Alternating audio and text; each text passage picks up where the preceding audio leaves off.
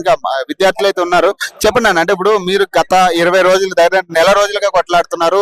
మోతీలాల్ అనే వ్యక్తి నిరాహార దీక్ష 9 రోజులు చేయడం జరిగింది. మళ్ళీ అశోక్ సార్ ఒక పక్కన, బక్కా జాడ్సన్ ఒక పక్కన నిరాహార దీక్ష స్టార్ట్ చేసిండు. మరి ఇంత కొట్లాడుతున్నా కూడా ఇంకా కూడా మీకు సంబంధించిన రెస్పాన్స్ ఇంకా రాలేదు. మళ్ళీ ఈ రోజు కూడా 1:100 సాధ్యం కాదు, 1:50 ఇస్తాము కోర్టు ఆర్డర్ ప్రకారం అని చెప్పి చెప్పడం జరుగుతుంది. మరి దీన్ని ఎట్లా చూడొచ్చు? మరి ఫస్ట్ విషయం ఏంటంటే 1:100 అనేది పెద్ద అంశం కాదు, కానీ ఇప్పుడు ఎంత పెద్ద అంశమైనా వాళ్ళకు చేయాలనే ఉద్దేశం లేనప్పుడు ఏ సమస్యకు పరిష్కారం అనేది రాదు.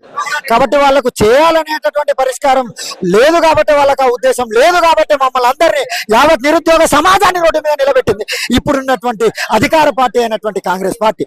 ఎందుకంటే ఈ కాంగ్రెస్ పార్టీ ఏర్పాటులో అత్యంత కీలక పాత్ర వహించింది. దాదాపు 40 మంది ఎమ్మెల్యేలకు ప్రచారం చేసినాం. ఎందుకు ప్రచారం చేసినాం? టిఆర్ఎస్ పార్టీ మీద పగతోటి చేసినాం. కాంగ్రెస్ పార్టీ మీద మమకారంతోటో వ్యామోహంతోటో ప్రేమతోటో చేయలేదు. ఆనాడు కాంగ్రెస్ పార్టీ అనేది మాకు ఆసటగా నిలబడుతుంది, బాసట అవుతుంది అనేటటువంటి ఉద్దేశంతో మాత్రమే మేము ఈ ప్రభుత్వాన్ని ఏర్పాటు చేసుకుంటే గ్రూప్ 1 లో 60 పోస్టులు పెంచారు, డిఎస్సిలో పోస్టులు పెంచారు. మరి ఎందుకు గ్రూప్ 2 పోస్టులు పెంచట్లేదు? అంటే ఈ గ్రూప్ 2 అభ్యర్థులే కదా మీ ప్రభుత్వ ఏర్పాటులో కీలక పాత్ర వహించింది. అయినప్పటికీ కూడా ఈ గ్రూప్ 2 అభ్యర్థుల పట్ల మీరు ఎందుకు ఇంత వివక్షాపూరితమైనటువంటి విధానాన్ని అవలంబిస్తున్నారని చెప్పి మీరు రేపు కూడా మీరు ధర్నాకి ప్రకటించారు. మరి ఇది కంటిన్యూ అవుతుందా? చేయనిస్తారా పోలీసులు? ఏంటి పరిస్థితి? ఇప్పుడు ఒక్కళ్ళని ఆపుతారండి, ఒక ఉద్యమాన్ని ఆపలేరు ఎప్పుడైనా. అదే ఉద్యమాన్ని కనుక ఆపేదైతే 2001లో కేసీఆర్ ఆపేటోళ్ళు, ఆపగలిగిరా? ఉద్యమం అనేది తెలంగాణ రక్తంలో ఉంది. ఖచ్చితంగా రేపు జూలై 5వ తారీఖు నాడు జరిగేటటువంటి ఉద్యమాన్ని రాష్ట్ర వ్యాప్తం చేద్దాం. అన్ని విద్యార్థి సంఘాలు, అన్ని పార్టీలు, అన్ని కుల సంఘాలు వస్తున్నాయి. ఖచ్చితంగా 10,000 మందితోటి ఈ టీఎస్పీఎస్సీ యొక్క ముట్టడి జరుగుతుంది. మీరు ఇంతగా ధర్నాలు చేస్తున్నారు, ఇంతగా కొట్లాడుతున్నారు, గవర్నమెంట్ నుంచి కనీసం ఎట్లాంటి రెస్పాన్స్ లేదు. మరి ఈ రోజు వాళ్ళు కూడా అంటే డిక్లేర్ చేసింది ఏంటంటే 1:50 సాధ్యం అవుతుంది. జియో మన ఏదైతే కోర్టు ఆర్డర్ ప్రకారం కూడా 1:50 మేము చేయగలం, 1:100 మేము చెయ్యమని చెప్తున్నారు. మరి ఎట్లా మీరు ఇంకా కొట్లాడుతున్నారు? మరి రెస్పాన్స్ ఇంకా వచ్చే ఛాన్స్ ఉందా? మరి దీంతో ఆగిపోయే ఛాన్స్ ఉందా? మరి ఎట్లా రెస్పాన్స్ అంటే నిరుద్యోగ రోజు రోడ్డు మీద కొట్లాడే పరిస్థితి ఏర్పడింది. ఆనాడు 10 సంవత్సరాలు కొట్లాడ, ఇప్పుడు కొట్లాడడం అనేది తెలంగాణ బిడ్డలో, తెలంగాణకున్న ఉడుకు రక్తంలో కొట్లాడడం అనేది కామన్ అయిపోయింది.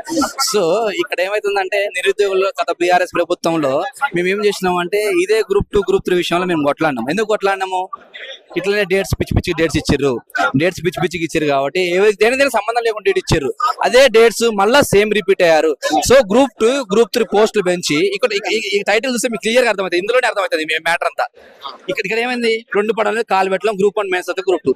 లాస్ట్ టైం బీఆర్ఎస్ ప్రభుత్వంలో కూడా లాస్ట్ టైం చైర్మన్ ఉన్న జనార్దన్ రెడ్డి ఏం చేసిందంటే గ్రూప్ 1 మెయిన్స్ తర్వాతనే గ్రూప్ 2 పెట్టారు. 2 మంత్స్ గ్యాప్ ఇచ్చి మేము అడిగేది ఒకటే, గ్రూప్ 1 మెయిన్స్ ఇప్పుడు నా 13 సంవత్సరాల తర్వాత వచ్చింది నోటిఫికేషన్ గ్రూప్ 1 అనేది. నాకు కూడా గ్రూప్ 1 మెయిన్స్ రాసుకోవాలని అందరికీ ఉంటది. అయితే ఏమైందంటే గ్రూప్ 1 అనేది ఆబ్జెక్టివ్ కాకుండా descriptive oriented, group 2 only objective, group 3 objective. So group 1 descriptive కాబట్టి కొంచెం దాని విశ్లేషణాత్మకంగా చాలా చక్కగా ఎస్ఏ రైటింగ్ రాయాల్సి వస్తుంది. సో మాకు గ్రూప్ 1 మెయిన్స్ తర్వాతనే పోస్టులు ఎన్నో కానీ పెంచి గ్రూప్ 2, గ్రూప్ 3 దగ్గర పెడితే నిరుద్యోగం అనేటువంటి నిజంగా నిరుద్యోగం న్యాయం చేసిన వాళ్ళు ఇద్దరు. ఎందుకంటే కాళ్ళు బట్టి ఓట్లాడడం కొలువులు పెంచుతారని ఇదే మేము అడిగేది. అక్కడ ఎన్నో కానీ కొలువులు పెంచి మా గ్రూప్ 2ని, గ్రూప్ 3ని ఒక దగ్గర పెడితే నిరుద్యోగులు న్యాయం జరుగుతుంది. చేసే ఛాన్స్ ఉందంటే గవర్నమెంట్ చేయించే ఛాన్స్ ఉంటుందా? ఎందుకంటే రేపు కూడా మీరు బంద్ అరేంజ్ చేసారో, మరి ఏదైతే అనౌన్స్ చేసారో బంద్, మరి అది చేయించే ఛాన్స్ ఉంటుందా? పోలీసు వాళ్ళు మీకు సహకరించే ఛాన్స్ ఉంటుందా? మరి ఏంటి? నిజానికి పోలీసు వాళ్ళకి, ఇంటెలిజెన్స్ డిపార్ట్మెంట్ కి తెలుసు. ఇప్పుడన్నా గ్రూప్ 2, గ్రూప్ 3 డిమాండ్ అనేది నెల మీదకి ఈ రోజు వచ్చింది కాదు. ఎందుకు అంటే గత 6 నెలల నుంచి కానీ గత 2 సంవత్సరాలు, ఎందుకంటే 2022లో వచ్చింది నోటిఫికేషన్. వీళ్ళు ఏం చేసారు అంటే ఎంపీ ఎలక్షన్ కు ముందు ఈ క్లియర్ మెమో చూడండి, ఎంపీ ఎలక్షన్ ముందు మార్చి 6వ తారీఖున సంబంధిత శాఖ గ్రూప్ 2, గ్రూప్ 3లో వేకెన్సీస్ ఫైండ్ అవుట్ చేయమని చెప్పారు. ఇది జూలై ఎన్నో కానీ ఖాళీలు ఉంటాయి కదా, ఆ ఖాళీని గ్రూప్ 2, గ్రూప్ 3 దీనికి యాడ్ చేసేసి జాబ్ క్యాలెండర్ ఇవ్వడం సంతోషమే. మేము ఇవ్వతా ఉంటాము job calendar for next generation. ఎందుకంటే వీ లాస్ట్ ఆల్మోస్ట్ 1 డికేడ్. వాడు 10 సంవత్సరాలు మమ్మల్ని నాశనం చేసిపోయాడు. మీరు కూడా ఎట్లా చేస్తా అంటే అన్న పెళ్లిళ్ళు కాక ఇంటికి పోలేక ఎవరు చెప్పుకోలేని పరిస్థితులు మేము ఉన్నాం. కాబట్టి ఎన్నో కొన్ని పోస్టులు యాడ్ చేసి గ్రూప్ 2, గ్రూప్ 3 దగ్గర పెట్టండి. గ్రూప్ 3 అనేది నవంబర్ 17, 18 ఉంది. గ్రూప్ 2 డిసెంబర్ లో పెట్టేస్తే డిసెంబర్ వరకు ప్రశాంతంగా రాసుకుంటాను. జాబ్ వస్తే చేస్తాము, లేదంటే వేరే దానికి షిఫ్ట్ అయిపోతాం.